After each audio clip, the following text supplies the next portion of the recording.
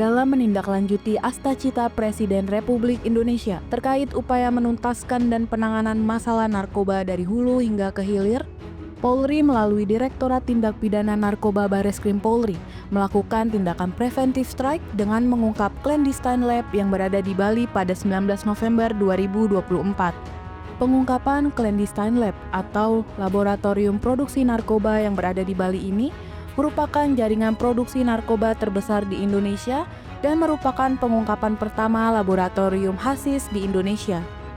Tim Direktorat Tindak Pidana Narkoba Bareskrim Polri yang dipimpin langsung oleh Kabareskrim Polri, Komjen Pol Wahyu Widada, Wakabareskrim Polri, Irjen Pol Asep Edi Suheri, dan Dirtipid Narkoba Bareskrim Polri, Brigjen Pol Mukti Juharsa, berhasil mengungkap sebuah villa di Jimbaran, Bali yang dijadikan lab untuk produksi narkoba.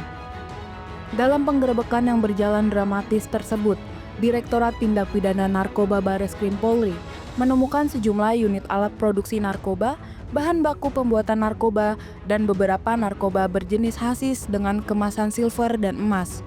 Ribuan butir narkoba berjenis Happy Five hingga ratusan cartridge berisikan narkoba dalam bentuk cair. Dalam penggerebekan tersebut, juga Direktorat Tindak Pidana Narkoba Bareskrim Polri berhasil mengamankan 4 orang warga negara Indonesia yang memiliki peran sebagai peracik dan pengemas, diantaranya dengan inisial MR, RR, N, dan DA. Selain keempat orang tersebut, Polri juga menetapkan status DPO kepada 4 orang lainnya, yaitu inisial DOM yang berperan sebagai pengendali, MAN selaku penyewa villa, inisial RMD sebagai peracik dan pengemas, serta IC yang memiliki peran sebagai perekrut karyawan. Kabareskrim Polri Komjen Pol Wahyu Widada menjelaskan modus operandi yang digunakan oleh para pelaku produksi narkoba di balik penyewaan villa untuk dijadikan lab dan indikasi produksi besar-besaran yang akan dilakukan menjelang pergantian tahun. Villa ini disewa secara harian dengan harga 2 juta per hari, tetapi membayarnya secara mingguan. Jadi tidak disewa langsung sekaligus. Ini diperkirakan untuk memudahkan mereka ketika ada sesuatu mereka segera bisa pindah tempat. Seperti di tempat lain, begitu ketahuan atau ada indikasi dia merasa sudah ada orang yang curiga atau masyarakat sudah curiga, mereka segera kabur. Mereka melakukan produksi di tempat ini yang berbaur dengan warga masyarakat. Tujuannya adalah untuk menyamarkan tindakannya, menyamarkan perbuatannya. Dan kemudian yang menarik di sini adalah adanya pengisian cartridge pouch yang tentu kalau dijual harganya tidak sama dengan yang dijual di pasaran biasa karena harganya cukup mahal. Tetapi ini adalah salah satu modus baru untuk memperkenalkan narkoba ini kepada para anak-anak muda yang memang sekarang lagi istilahnya ngetren lah menggunakan vape ini. Oleh karena itu hati-hati jangan sampai nanti yang dihisap itu adalah barang-barang terlarang seperti ini. Karena kalaupun nanti ketahuan dicek urin juga pasti akan positif.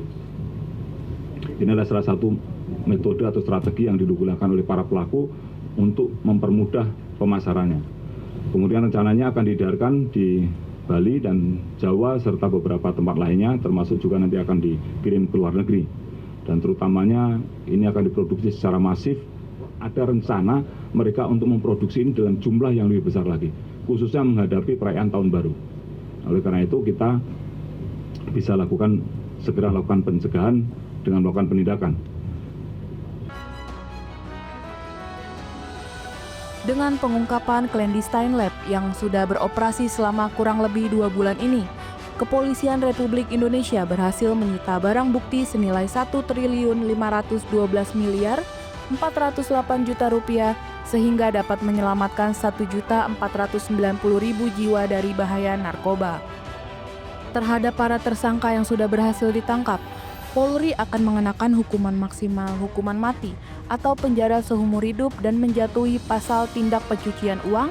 Sedangkan untuk para DPO, kepolisian terus melakukan pengejaran dan pengungkapan jaringan-jaringan lainnya guna memberi perlindungan kepada masyarakat Indonesia dari bahaya narkoba.